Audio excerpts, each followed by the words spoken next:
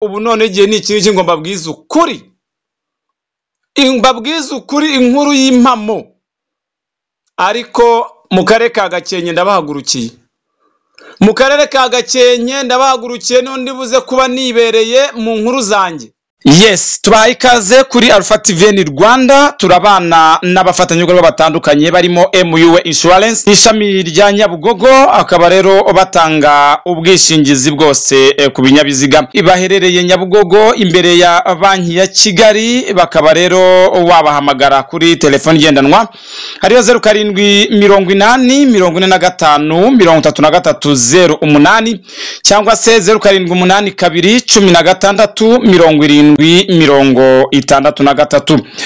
Turaza kubana kandi na Lilies Shop, ni iduka ricuruza ibiribwa, bakaba bacuruza detaye bakanaranguza ku giciro kinogeye buri wese. Baherereye mu murenge wa Runda ku Ruyenzi mu isantere. Bahamagare kuri telefone igendanwa 0788488713 cyangwa se 0730909438.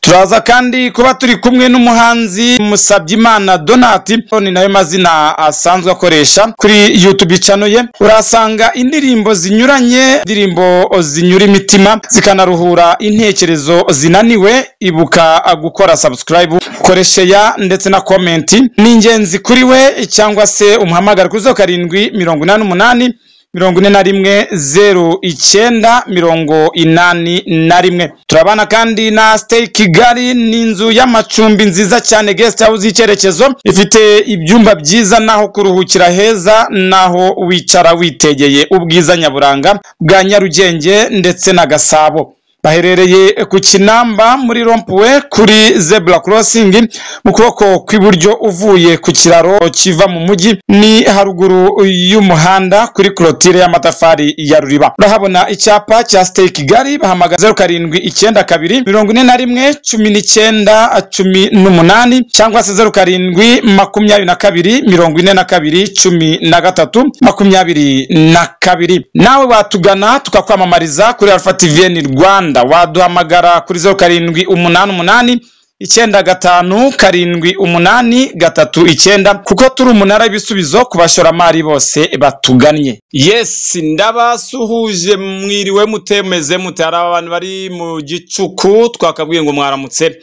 ariko reka mbasuhuze mwese, nizere ko meze neza cyane. Iyi bayita Alpha TVN Rwanda, yondi Alpha niyibigira, mbabwire ngo ewana ibihe bimeze bite, mumeze mute namwe aho muri hose, ko ndabona ibintu byose ari komero, ari ibintu byahatari. Aya makuru ni ubusesenguzi buhambaye, icyo bise inkuru y'umunsi. Inkuru y'umunsi njyangira gutya nkabarobanuramo inkuru yabaye akasamutwe muri rubanda, n'abantu benshi babikabyibazaho bakabibura igisubizo, ariko time is now.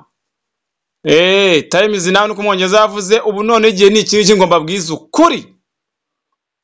Mbabwize ukuri inkuru y'impamo. Ariko mu karere ka Gakenke ndabahagurukiye. Mu karere ka Gakenke ndabahagurukiye n'undi buze kuba nibereye mu nkuru zanjye. Ndashaka kureba Gakenke ibereho. Gakenke abagizi ba nabi batwika moto y'umuyobozi, Gakenke impanuka ya bisi, Gakenke impanuka y'ikamyo. Ibi bintu ko muna bitari ikindi kibazo. What happened to Gakenke? Sinzi. Ayi kintu cyitwa ibintu byitwa Gakenke, akarere ka Gakenke. Ndaje mbabwira uko ibintu bimeze. Ni kibazo cy'impanuka, n'abari impanuka ziri kuba nyinshi cyane. Ubushize nigeze kubanyura aho ngaho. Impanuka iragenda ibahara hirya gatoya yo kuri basi. Ibintu bya Gakenke n'impanuka ni iki? Turabyenza dute? Reka mbure ngo turabana naho muri MUA Insurance, turabana ndetse naho muri Lilies Shop.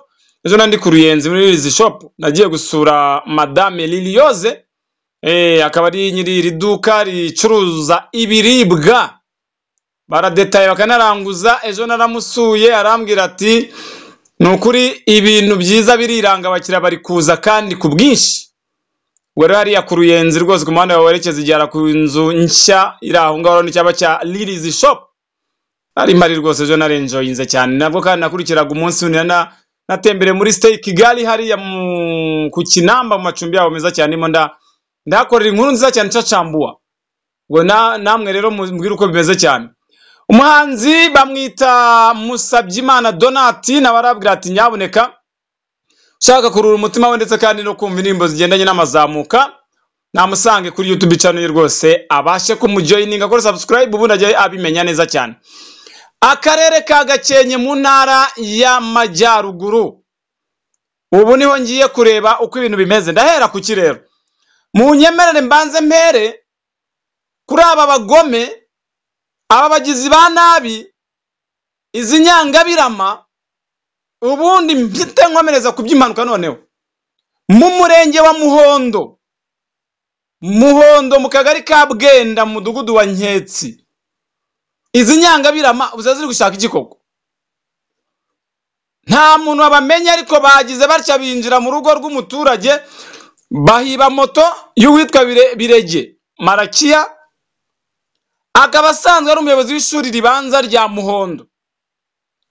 Bamaze kwiba ya moto nibanayitwaye bayitwitse. Yewe mbabwiza ukuri, hari ibintu bizatuma abantu bikora ku ntuzo ugasanga biteye agahinda cyane. Mbivuganye agahinda n'umujinya kumva umuntu agira atya akaba ari nyangabirama adakunda iterambere rya mugenzi we. Je nibazaga ngo ibintu by'aba bantu bite byabo vipi zabo. Abantu batangaje byinshi. Nabonye uyu munyamabanga nshingwabikorwa w'umurenge wa Muhondo Gasasa Evariste.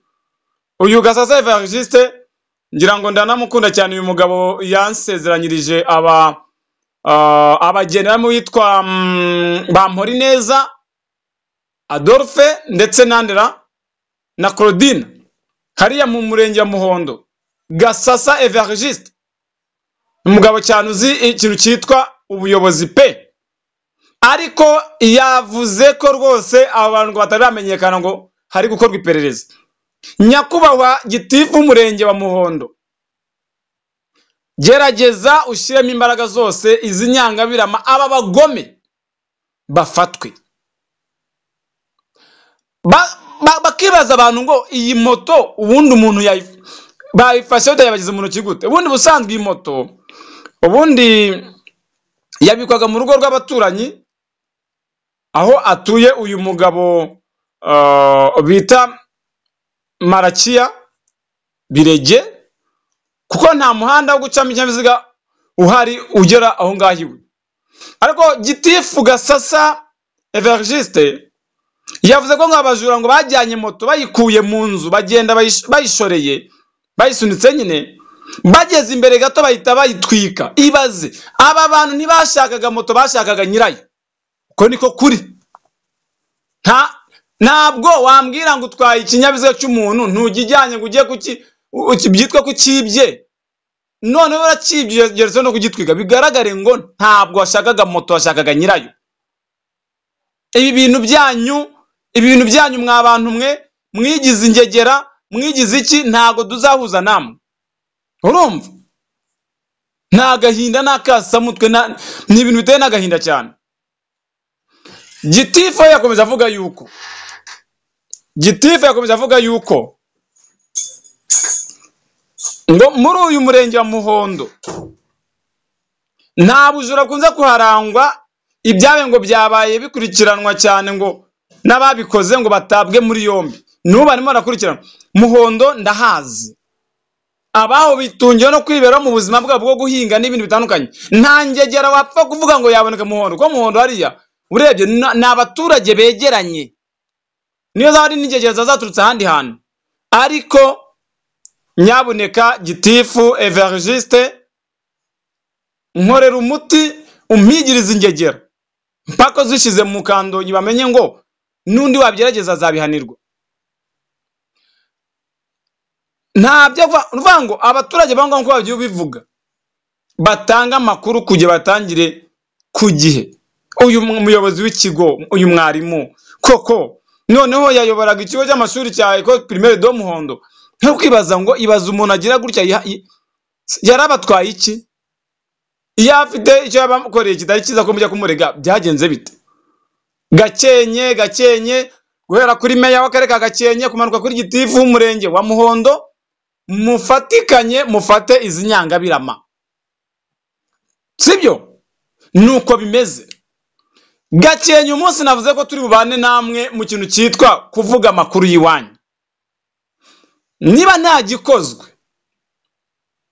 tuzumva ni makuru arenze anga turi kubwira abanyarwanda n'abandi batuye hanze y'u Rwanda. Andi makuru arenze aya tuzayavuga. Iyo ni inkuru ya mbere y'abagizi ba nabi b'ingegera bagize gutya bagatwika moto y'umuvandimwe ari mu murenge wa Muhondo mu karere ka Gakenke. Noneho rero reka mbe mu byo kwiba moto gusa, nibanze ku nkuru z'ibinyabiziga gusa. Reka mbajyane mu kagari ka Gasiza mu murenge wa Kivuruga, naho ni mu karere ka Gakenke. Mbabwire yuko imodoka yagonze igiti, batatu barakomereka. Ndabona imbere yanjye ni imodoka ya Company International za bisi bazanye zifite ibara hari ibara ryitanga iki ni papo. Ibara rya papo ni roza simbizi n'umweru mu rubavu. Iyi bisi yagiye kubita igiti neza kitagikuda muri parabolis, bigaragara ko mugenzi wari uri imbere abari imbere bose bashobora kuba bagize ikibazo. Yarenze umuhanda agenda igwa mu giti kiri ku nkengero z'umuhanda. Ni mu muhanda Musanze Kigali, bisi ya Yutongo ifite plaque RAH 276D. Iyi bisi rero yaboneka abanywanyi wa International, mureke izi bisi zabatameze nka za zindi zo hambere zatangiye zijya zigusha abantu zitwaga arya zijya nuza za nuza za Ritiko. Ritiko zikiza tarazimenyera abantu bavuga ko ngo zidafashe hasi ahubwo zihenuye, ariko baje komeza kandi bujya kone ziri kujya kumera nka meme forme ndetse kwenda ziri mu yazari Yutonga harukuntu ariko zidafashe hasi. So rero impanuka yabere mu kagari ka Gasiza murenge wa Kivuruga hari masaha saa 7 n'igice. Ubwo ni kwa gatatu washize, nibyo yaci iminsi 2. Ariko nabonye umuvugizi wa polisi mu n'amajyaruguru SP Jean Bosco Mwiseneza avuga yuko ngo hakomeretse abantu 3 mu bari muri iyo modoka.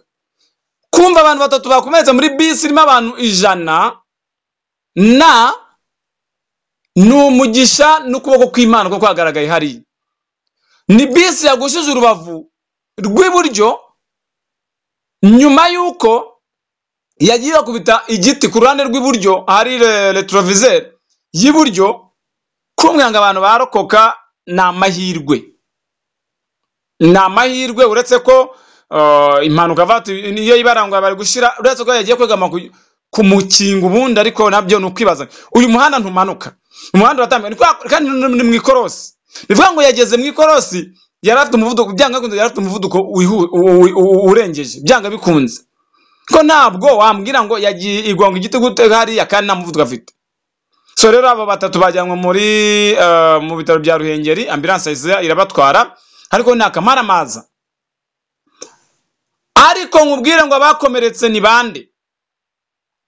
Nitegeka Jean Baptiste imyaka 33 y'amavuko yakomeretse ku mutwe no mu mugongo, kuko birumvikana umutwe byanga bikunze ko yahita aho kubita kunuza ku modoka bwa yagigonga igiti. Habamo icyo bise movement mu bagenzi baraho ngaho, kuba waguta umutwe ku modoka birashoboka tukomereka, noneho umugongo nawo ukaba yanakubita kuri icyo gikutu ugiye kugira gute imodoka yaguye. Hakaza irasubiza Omera w'imyaka 21 y'amavuko, we yakomeretse ku kuboko.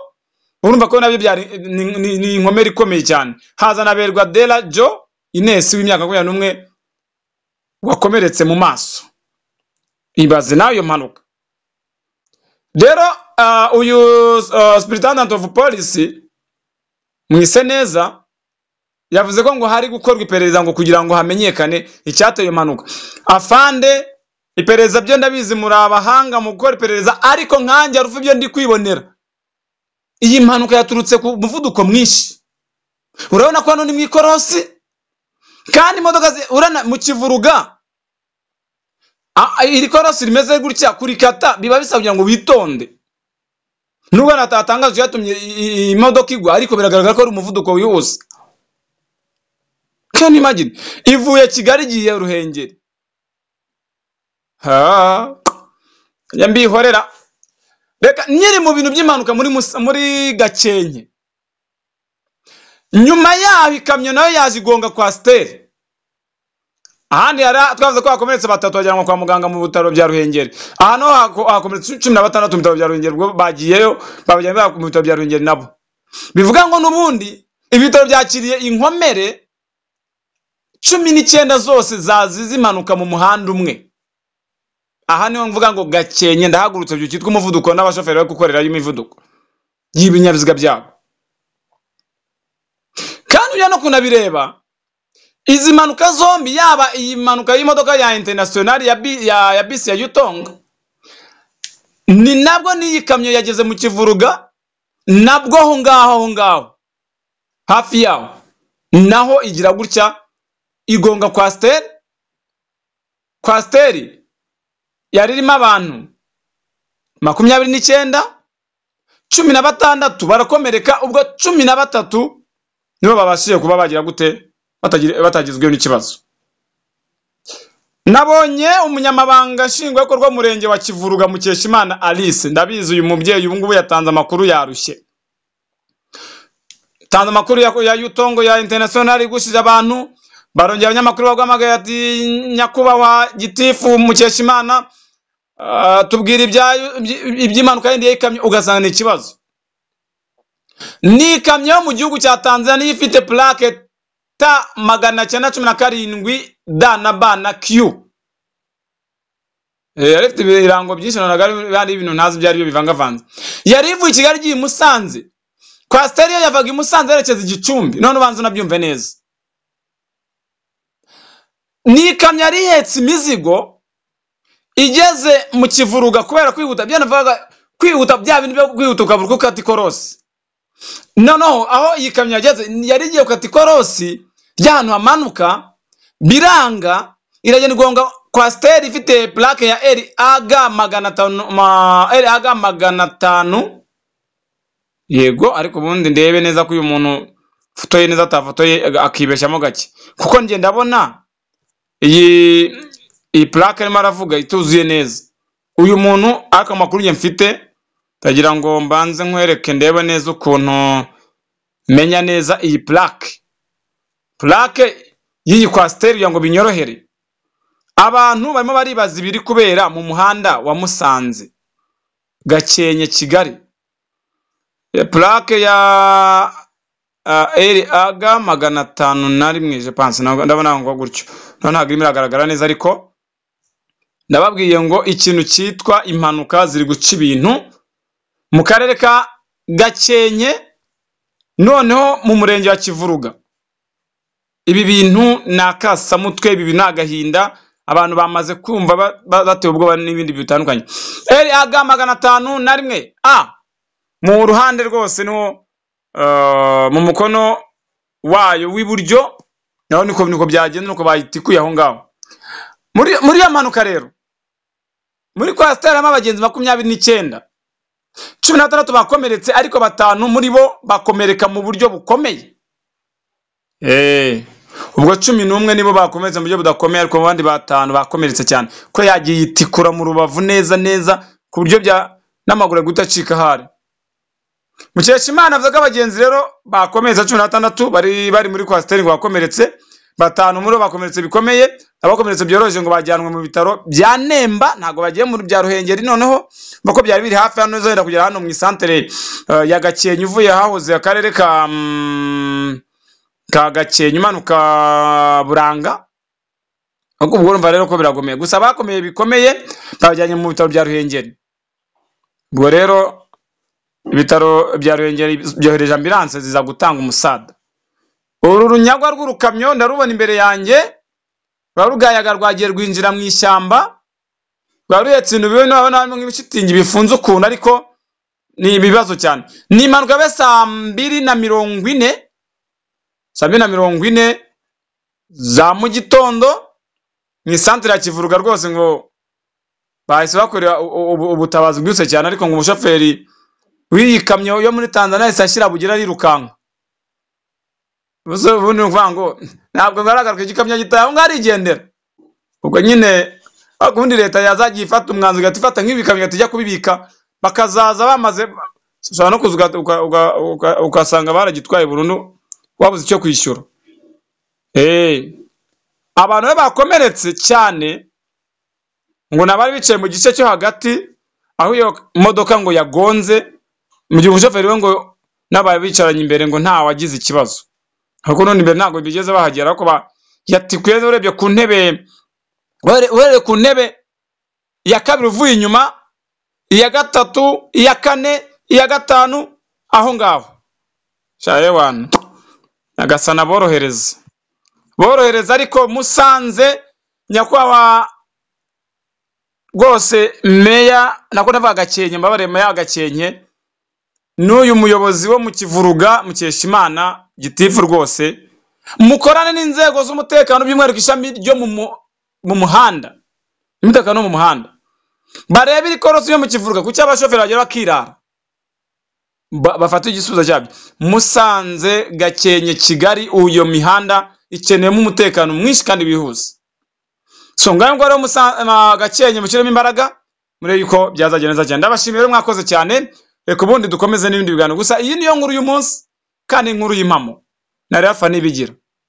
Lilizi Shop iduka ry'icyerekezo ku bakene ibyo kurya by'amoko yose turaranguza tukanacuruza detaye tubafitiye ibyo kurya by'amoko yose umuceri mwiza uyu wahogoje abawuguriye iwacu isukari nziza ifu ya kawunga yayindi ryohera uwayikoresheje tubafitiye ubugari mwakunze bwo ku buhanda ahazwi nk'igitwe amakaro natubuka amavuta aryohesha indyo sauce tomate ya salisa n'ibindi mwakenera hano iwacu. Umwihariko wacu kandi nuko tubafitiye amafu y'ubwoko bwose ndetse n'amafu avangiye hamwe kandi atunganyije neza.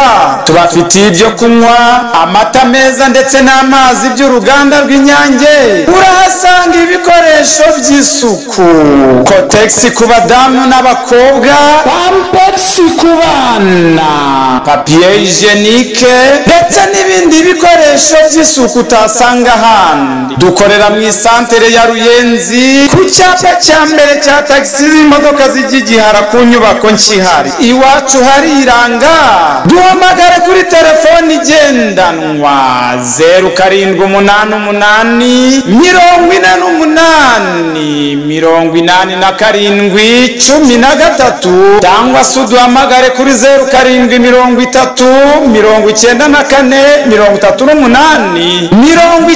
0730943894 tubikugezeho mu kanya nk'ako guhumbya.